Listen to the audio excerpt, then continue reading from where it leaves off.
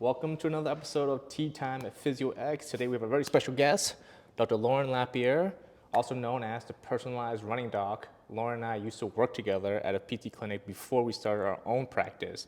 So it's very nice to have you here and just catch up and see what you're doing and all the life that's happening.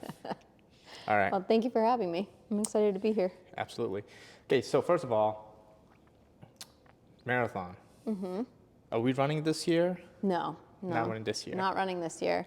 The last time I was training for Boston was actually 2020, and that didn't happen because of COVID. So I've since ran New York Marathon. I ran New York Marathon in 2022, and then I attempted another marathon a couple months later because for those that aren't runners and don't know, New York in 2022, it was the hottest New York on record.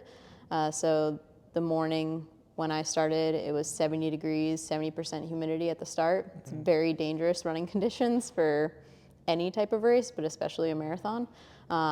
So about like 15K into the race, I had to like make a smart decision of pulling back and just running it for fun, so that I didn't end up in the med tent that day because of heat stroke. Yeah, what were you feeling? I was feeling optimistic despite knowing like the dangers. I mean, when you're standing around 70 degrees, 70% humidity, doesn't feel like much. You can feel it's a little warm, but it doesn't feel terrible. But I was really excited to run New York because I've just heard amazing things. And it being a beautiful day, the crowds showed up. I've never in my life experienced so much love on like a marathon course. Even Boston, I think that's in reference to the fact in Boston when I ran it, it was 2018 and it was the year of the nor'easter. So year that Des Linden won, which everybody is like a huge fan of, but it was also a terrible running experience. And there wasn't much crowd support because of that. Obviously, it was really cold out, so not a lot of people wanted to stand outside for multiple hours cheering people on. Yeah. But I get that. What is the ideal running condition? ideal, you're looking like for any race. I mean, ideally, it's like 40 to 50 degrees. Low wind, low humidity, but not 40-50 is kind of cold. But so for marathoning, you want to think that it's probably going to get like another 10 degrees warmer when By you're the out time there. it gets. Yeah, well, when not necessarily the temperature will rise, but your body temperature is going to rise because you're out there for so long. You're exuding so much heat because of muscle contractions, all of the things that your body's trying to do. You're trying to eat food, so not sometimes real food, but most of the time gels. So even from that, digestion is, again, creating some thermogenesis. So your body temperature does rise over the course of that long time on feet. And I mean, I think the average marathoner runs about 4 hours. So like that's pretty average for people. My best time is a 3:20. Wow. Wait, so if you're 3:20, that puts you on like the top tier of marathoners, right? Oh, yeah. I don't know. Don't be humble. I don't know what the exact percentage is.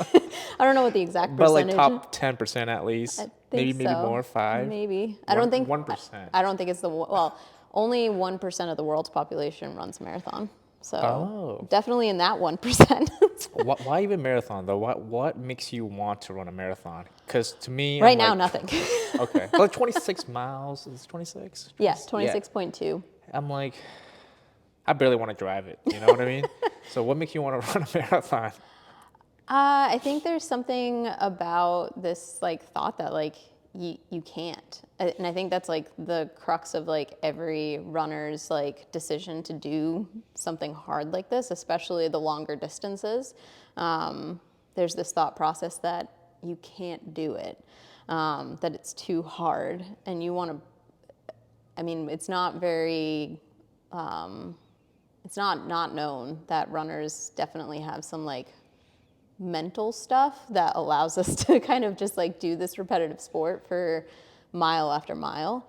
And so I think a lot of runners really get a lot of gratification from doing hard things and doing the things that even they feel are impossible in the moments that they're training for them. Like most of the time when I'm training for a race, and I tell this to all of my athletes, like you're not going to feel like it's possible. Like your race pace, the thing that you're reaching for, is going to feel a bit impossible when you're training for it. That's where trusting the process like comes from, and like it's cliche, but it's really true. Like you just have to keep having faith that like the work that you're putting in, the effort that you're putting in over time is going to make a big difference. Yeah. When was your first marathon? First marathon was the year that I graduated from PT school and got my doctorate. That was 2017. Yeah, 2017. It was in Erie, Pennsylvania. It was a very flat course. It was 2 loops of like a 13-mile course. And my whole goal was like to qualify for Boston. And I like just inched through. Those are the best.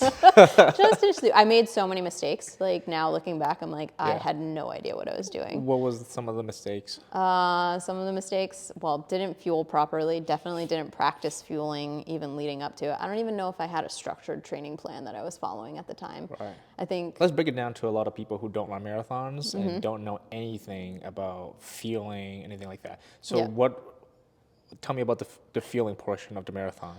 Oh, God. I know it's a lot. Let me just break it down. Let's break it down. You should be fueling if you're running a marathon. You should be fueling if you're running a half marathon. When you say fueling, you mean having something in you while you're running? Correct. Okay. Yeah. So the things that I work on with my athletes is if you're running for over 65 to 75 minutes for your long run, we're practicing fueling during that long run. Even if your goal isn't to run a half marathon, but if you're spending more than 75 to 90 minutes on your feet on any given day, then you need to be taking in fuel during that run. The general consensus is that we need about 45 to 90 grams of carbs per hour. So that equates to about 180 calories to about 400 calories an hour. So 400 calories an hour is what like Eliud Kipchoge, he's no longer holds the marathon record, but he did have the marathon record. He's who did like the Sub 2 project with Nike. So he takes in about 90 grams of carbs per hour. He's only running for 2 hours, but he's taking in a lot. He may actually be taking in more at this point, but that was like the recent kind of like news that I had followed about that. So 45 to 90 grams of carbs per hour. And this is for anybody, regardless if you're running for a time, you're running for fun, you're running just to complete the distance. You need to take in that fuel to keep your carb reserves up, to keep your glycogen reserves up, because if you let those reserves start to drop, it's really hard to raise them back up to a certain level that keeps you sustained and keeps you energetic. Yeah, so what happened? You just kind of... That's where people talk about hitting the wall. That Right. and being dehydrated, those are the two things that essentially result in a runner hitting the wall and not having any like ability to kind of like push further through the race. Yeah, what happens when they hit the wall? You just see them like really drag and... Yeah, it essentially just feels like your legs are lead, that like you don't have any energy, and it's either because you truly haven't taken in enough fuel, or you haven't hydrated well enough to transport that fuel from your gut to your muscles through your blood system. So were you hitting a wall during your first marathon? Oh yeah, I hit a wall at mile 20. It was the last 6 miles, the last 10K was like the worst I've ever felt in a race. I still remember it to this day, and my mom was like trying to like tell me to run faster, and I was like, I can't. Like I was so mad. I was like, I literally can't do this. And yeah, that's why I like inched past. But so 45 to 90 grams of carbs, I just want to clarify. You don't want to be taking that in all at once, and you don't want to be taking that in at 60 minutes, because that would be a lot of calories to take in all at once. It's also a lot of food to try to like shove in your mouth while you're running, especially if you're trying to run faster. I don't imagine you're eating real food. You're like, you say gels and things like that. So a lot of like ultra marathoners or trail racers, they will utilize real food. I have a lot of athletes that utilize real food on their runs because they just digest it better. Ideally, we are trying to improve our tolerance with that, but it's mainly like the chewing and the running that kind of creates a barrier for people. So trying to find things that are easy. I use applesauce on my runs, like the applesauce packets, baby food, where it's like a puree, banana, sweet potato, yam, or apple based. Those are good options for people. So still real food, but pre-chewed. Yeah, exactly. Pureed. But you don't want to be taking that in just at the hour. You want to start early and often. When you start fueling in a long run or in a longer race, your digestive system is going to be able to take in fuel earlier versus later in the run, because your body's smart and it realizes later in the run, oh, I need more blood volume, I need more energy and resources to go to my muscles. That's what's really dependent on me surviving what I'm doing right now. So I don't need as much water, I don't need as much blood going towards and around my digestive system. So it essentially pulls that resource away. Well, that makes digestion harder. But if we start fueling earlier and often in a long run, that keeps some blood supply in there, because your brain is like, oh, we need to be prepared for the next time this potentially happens. So I always encourage my athletes to start 20 to 30 minutes into their long run and repeat that every 20 to 30 minutes. So you're fueling 20, 40, 60, 80 if it's a 90-minute run, or 30, 60, 90 if it's a 90-minute run. Depends on the person, depends on their preference, and how familiar they are with fueling. And each of those times, again, you're not taking in 45 grams of carbs, you're maybe taking in 20 to 25. So it's a lot more digestible, literally, versus like this big bolus of carbs, because the problem with taking in something like all at once, again, is that draws way too much water into the digestive system. That's what creates cramping. That's what creates a lot of like digestive issues and a lot of resistance, where people will experience that and then they're like, oh, I can't eat when I'm doing my long runs, I'm not going to fuel. And I'm like, no, we just did it quote unquote wrong. We need to, There's a better way to do it. Yeah, we need to break it down and make it easier for your body to actually digest. And the way that we do that is we do smaller fuel sources to start, and we do it more frequently to start. I remember I used to, back in like college, when I come home, my friends and I would used to go take a run to Charles. It's just a way for us to hang out, but we'll always do it at like 7:30, right after dinner. Oh, God. So each one of us just take turns like, yeah, hold up. We just all have cramps. Yep. Like stomach cramps. Yep. Like, and we just take turns and we take forever. But we weren't racing or anything, so it was fine. But I can't imagine having to do that and going through a race. Yeah.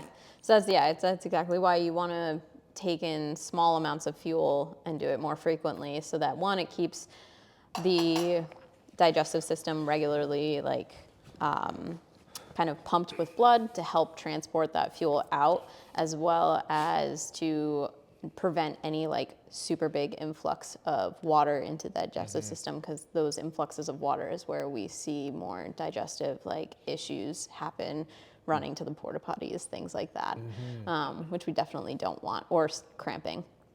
But the other things that you don't want to do, which seem obvious, but again, it's maybe obvious to me and not others, you want to avoid fiber, you want to avoid protein, you want to avoid fat, because those are also much Definitely harder. not obvious. I'm sure so many people would not know that. Yeah, but those three things are much, they require a lot more time to digest, and they're they require more water to be pulled into the digestive system to break them down. So all those things are going to create more digestive like upset, versus carbs are easy. Carbs are simple. And this is where the more simple the carbs are, and sometimes the more processed, the better. Like there's an obsession with whole wheats and grains and brown rice over white rice. And like, actually the answer is like, no, don't actually use those things, because those things have fiber. And white bread, white rice, plain pasta, candy, all of those things, super easy to digest, because it's just sugar. and your body can break it down so easily and transport it so easily to your muscles and to your system, to your liver for support. So we kind of make it actually more complicated than it needs to be. Love when things are simple. Yep. That's my whole thing. I want to make everything simple. That's great. So feeling, definitely the mistake you were making. What other mistake were you making? Yeah, I mean, honestly, looking back, I don't think, again, I followed like a structured training plan. Yeah. For marathoning, I gave myself enough time from where I think I started training. And yeah, I started training in April. My marathon that I wanted to do was in September, the beginning of September. So I gave myself enough time, and I also wasn't starting from zero. Another big mistake that I see runners make is, especially newer runners, they want to come in and they want to do this big feat. Again, when we celebrate runners, the first question that I always get asked is, how many marathons have you run? It's not like how many 5Ks. I've run thousands of 5Ks, but that's nowhere near as quote unquote impressive as running a marathon. So we kind of like build that up more so than the smaller distances that also take just as much time and effort to perfect and be strategic on. But gave myself enough time, had a period of time prior to even starting training for the marathon that I was just like kind of like training on my own. But I don't think I actually followed like a structured program where it takes you through the different training cycles of training for a marathon. So the first like part of training for a marathon is kind of building a bigger base off of whatever your base is to start. So that's why you may need 6 months or 8 months to train for a marathon if you're a newer runner and you don't have a base. You got to build that base to start, and that takes months to do. And then you move into a bit more of like strength and speed. So even though you're running a marathon, you want to almost trick your body that the marathon is going to be an easier distance and easier pace. And so you do more faster effort stuff like 5K, 10K work. And that essentially, one, creates a lot of strength and power, which is great, and leg turnover. But then when you go into the phase before taper, which is more race specific, this is when you're dialing into the type of course that you're going to be running on. If it's a hilly course like New York or Boston, or it's a flat course like I mentioned Erie was for me, you're kind of simulating the environment that you're going to be running. But you're also simulating the paces that you're going to be running. So you're working more on those slower paces, but they're still sustained and they're still comfortably hard efforts. And then you head into taper. And tapering, you pull back on the volume, you slowly pull back on the intensity so that your body recovers and you can perform your best on race day. I don't think I did any of that. Yeah. So after the marathon, so when did you decide that you're gonna like go all in on treating runners and make that your thing? It kind of happened by accident. I mean, you were a big encouraging voice in the background telling me to like lean into this and to do this thing. But it kind of happened by accident. I got furloughed from the job that I was working at when COVID hit, and was taking a lot of like continuing education courses during that time because I was like, I don't know what else to do with my time, but I might as well use it to my advantage because I have this time, quote unquote, off and not able to work right now, waiting for this job to eventually hire me back. But during that time, had people starting to reach out to me, coaches, athletes being like, you're a PT and you're a runner, you understand my concerns and my grievances with going to like a traditional clinic. Can you help me deal with X problem or X pain or X injury? And it kind of just like snowballed from there. And I realized that I really liked it. And I really liked working with the people that I was working with and helping them solve these problems that traditional therapy was getting them to a certain point, but just wasn't pushing them further to where they truly needed to go to like handle the demands of running. Yeah, what do you see as the difference between traditional therapy and what you would provide? What is that gap? I don't provide nearly as many clamshells Right? as traditional therapy. That's like 95% of like what I hear clients getting. A lot of clients will get like pretty standard like straight leg raises, clamshells, band walks, eccentric calf raises, squats, but squats where they don't allow the knees to go past the toes, and the pole hinges where they're trying to teach them to deadlift, but they have them holding a pole behind their back, which just makes no sense to me. All of these things, like nothing is necessarily inherently wrong with it, but it doesn't truly translate to the demands of running. Unless you're coming from like you're post-surgical, there's really no reason to get a runner on, or you're in like 10 out of 10 severe pain and had like some traumatic injury. There's no really big reason to get a runner on a table and doing like straight leg raises. Like there's no actual, like you can't see how a straight leg raise is going to actually truly benefit somebody primarily in like a mid-stance standing single leg position over and over and over again for miles and miles and miles. It doesn't, like you can't see the semblance there. I totally agree with that. I think one of the biggest difference between like what you do, what I do, and traditional physical therapy is that we can tailor the movements very specific to the goal that we want. Like train your glutes, yes, side leg raise, that can work it, but if you can't work these muscles in what we call a closed chain position, which means the foot's on the ground, it doesn't matter anymore. Or has some contact. Yeah, the foot has to be on the ground. It's like you can have the strongest glutes, quads in the world, and then once your foot goes on the ground and then it doesn't it doesn't work, it's all useless strength. So there needs to be a way to coordinate all of these things together. Yeah. So it's really cool that you're taking all that knowledge and you're just funneling into, okay, how do I make my runner better? So how do you normally work with like a runner? Let's say, for example, if someone wants to run a marathon, they have some running, background, but not much. How would you go about this process? And they have really not very much strength training background. Like, how do you incorporate all of the things that they need together? It's a slow process. If somebody's running a marathon, if they're coming to me without pain, then I have like a monthly program that I put them through. And I typically recommend that person to like commit to, hopefully we're at least 6 months out when they're trying to work with me for this marathon, but sometimes that doesn't always happen.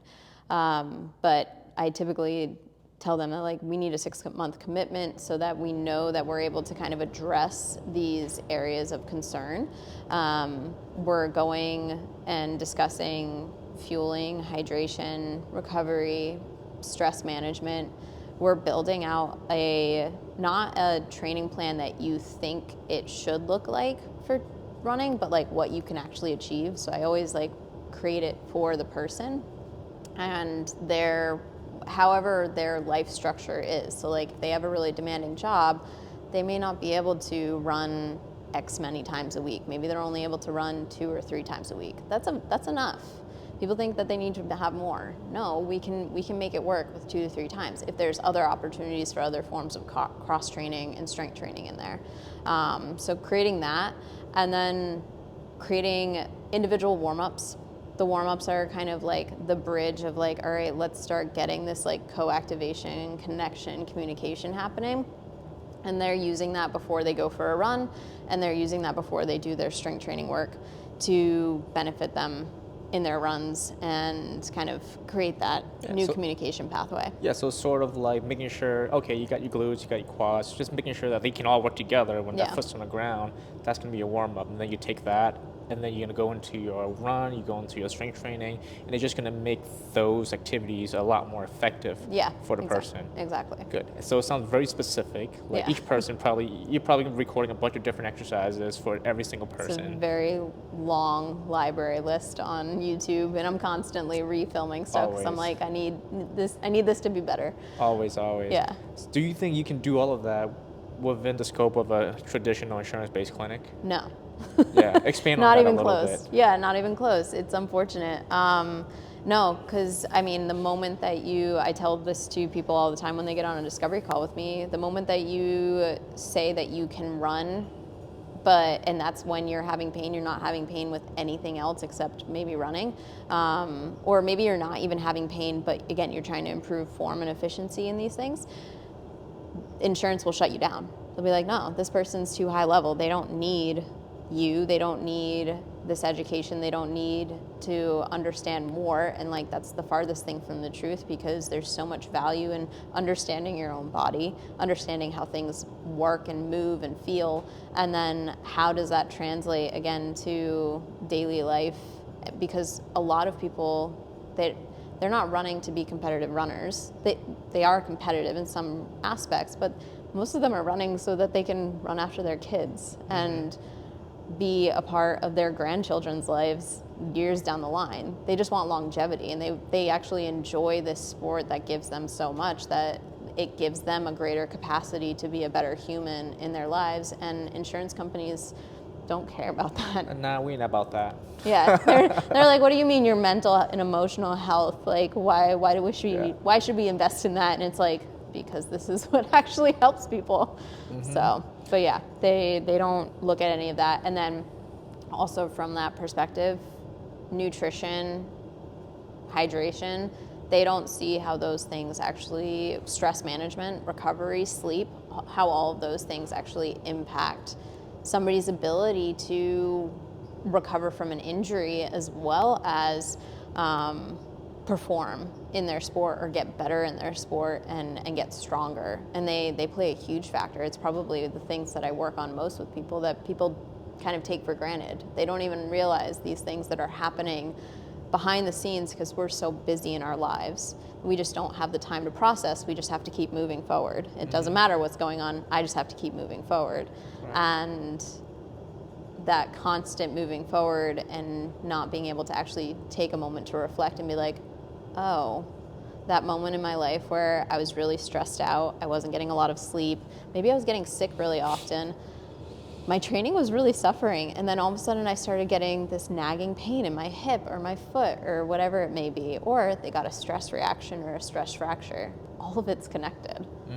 And like, no one talks about how it's connected. Yeah, I say the traditional physical therapy realm with an insurance clinic, I think they're pretty good about acute injuries. Yeah. You know, if you're swelling, you know, you got out of a surgery, there's a protocol you can follow, and it tends to work pretty well.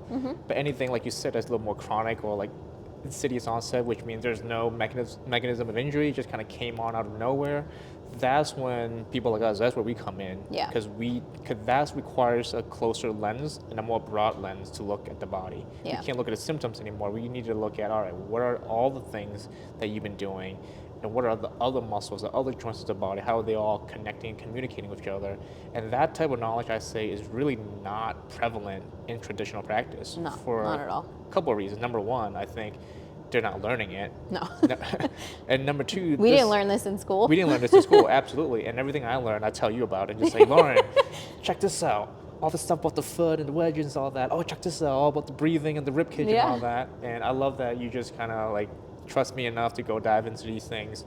I mean, it's worked. It works. It works. And it's cool. It's and like the thing is like with the stuff that you've shown me, I've also taken my own spin on it. It's not like creating a cookie cutter. I think when you come out of physical therapy school and you go into a standard clinic, you become pretty much a mold of whatever you were. Yeah, you come with a template. Yeah.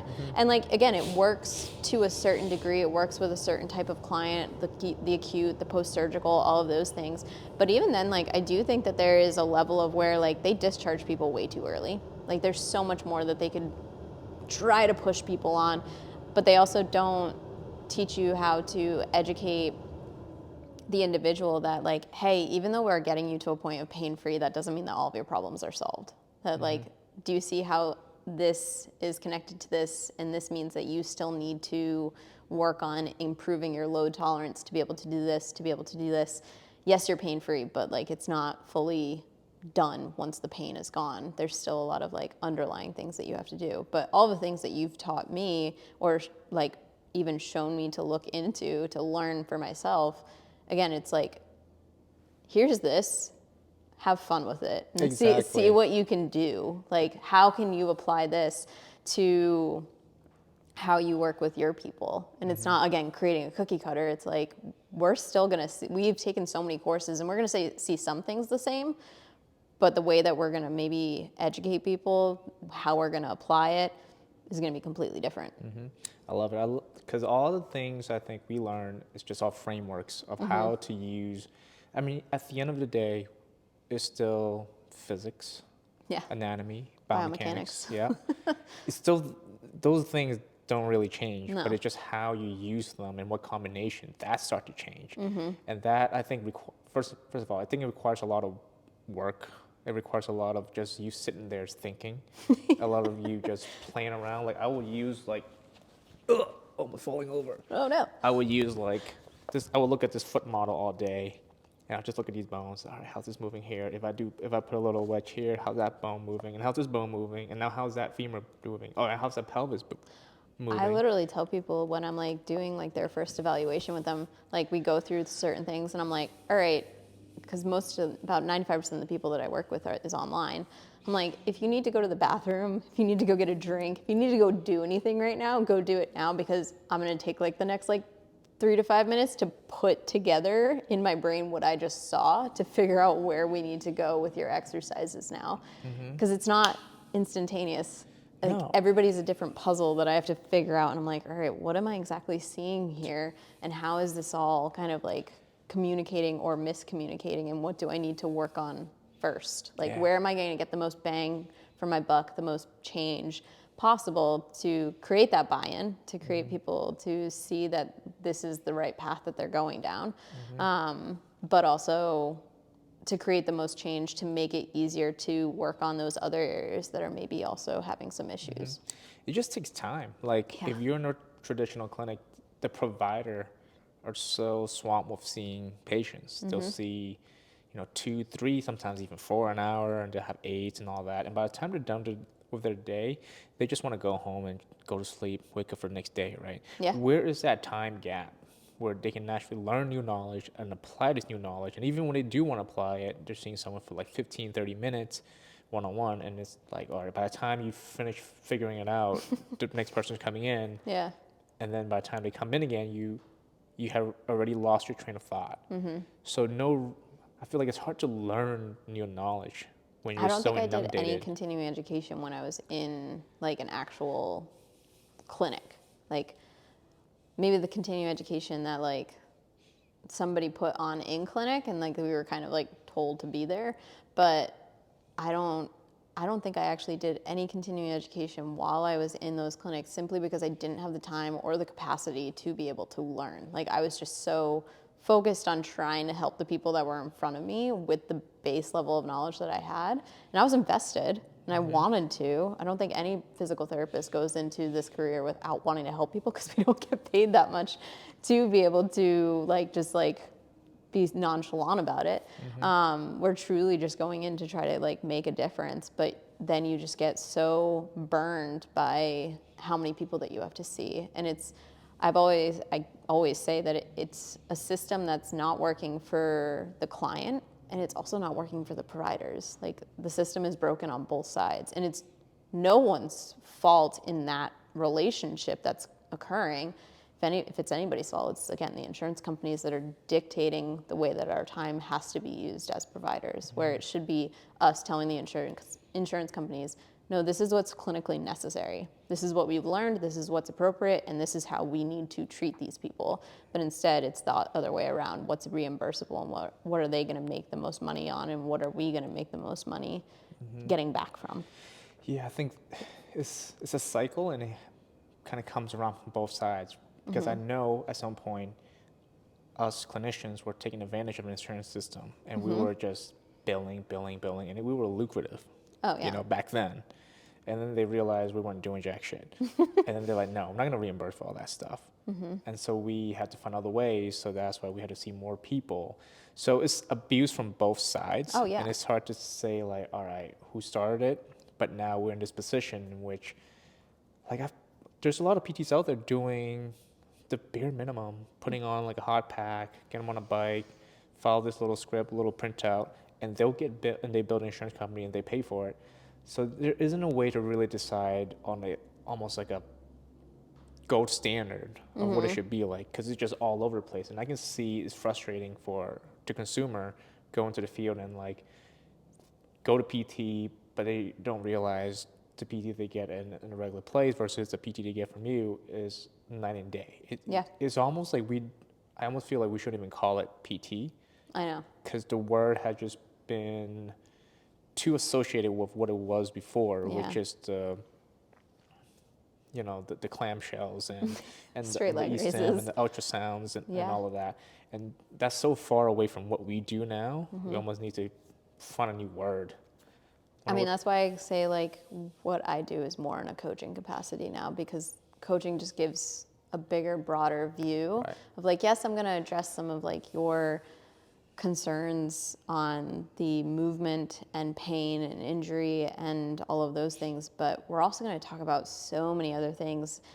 And I think also when you come at it from in my realm, if I come at it from a coaching perspective, like it also makes it a little bit easier for me to tell people, hey, like, do you realize like the path that you're going down isn't serving you right now? Like, I'm here as a coach and I'm here because I care about you. Do you realize that these patterns or these habits that you're kind of doing aren't actually serving your ultimate goal? Because people will put goals down for themselves and it's like, those goals are great, but do you know what it actually takes to get there? Like for running a marathon, people want to run a marathon. Like, okay, do you know what it actually takes to run a marathon? All of the training leading up to that, all of the sacrifices that you have to make. Because it's not like just nothing. You're sacrificing your time, you're sacrificing your energy, you're sacrificing social time to be able to do this huge feat. And I think it's okay to recognize that sometimes that's not in alignment with what you actually want to do. Like if you don't have the time and the energy to like put into this at the level that you actually want, then maybe running a marathon right now isn't the right thing for you. And that's okay. There's no shame in that, because there's so many other ways that you can show up for yourself in this, in running in particular as a sport. I love that you're not pushing any rigidity on anyone. No. It's just like, let me just help you discover what you actually want. Yeah. And if it's a marathon, great. We'll go full speed ahead. We'll give you everything you need for you to get it done. And then we find out it's not. It's like, well, this might be too much of an investment for what it's not really worth the effort putting in there. And it's like finding that balance for people. Like that's what I really want to like instill and like help people just realize, what they really want out of this. Lost my train of thought. You said about, oh my God. Getting people to... Not the flexibility, well, having the flexibility. I lost it. It's all right. It'll come back right after we're done here. Yeah, we'll right? Just bring you right like, oh back. no. It's all right, because we're going to be hanging out some more. We're going to be doing a collaboration together, which I'm really excited about. I'm going to be going in there and talking to people about foot mechanics and how if you change the shape of the not just the shape of the bones, but the interaction of all the bones in the feet and how that translates to how your knee's going to feel, your hip's going to feel, how your back's going to feel, and how it's going to affect your performance. So I'm getting down and dirty on the nerdy side, about mechanics side, and Lauren's going to be going down on the path of how feeling, pretty much everything else, like the 80% of stuff that matters, feeling, run, how you should be running, like strength training, how often you should be doing it. All of these things Lauren's gonna be talking about, and Make it easy. And I'm gonna be talking about this. So that's coming up. We're gonna be in partnership, I think, with Marathon Sports. Yes. Going around to different marathon sports. So tune in for that. And in the meantime, where can people find you? So the best place to find me is on Instagram at the personalized running doc. Follow me there, send me a DM. I'm always pretty much on there on a daily basis. So if you say hi, it will be me saying hi behind the scenes. I put a lot of, I think, relatable as well as educational stuff up about kind of running and the training side of things and some of the pain stuff as well. I also have a podcast called the Up and Running Podcast, where I talk about a lot of the, again, other things involved in training, as well as some of like the pain management side of things when it comes to running and just being able to perform at your best. So, We will put all that in the links in the show notes. yeah. Okay, thank you so much. Thank you. Sweet. Oh my God, I had something to say.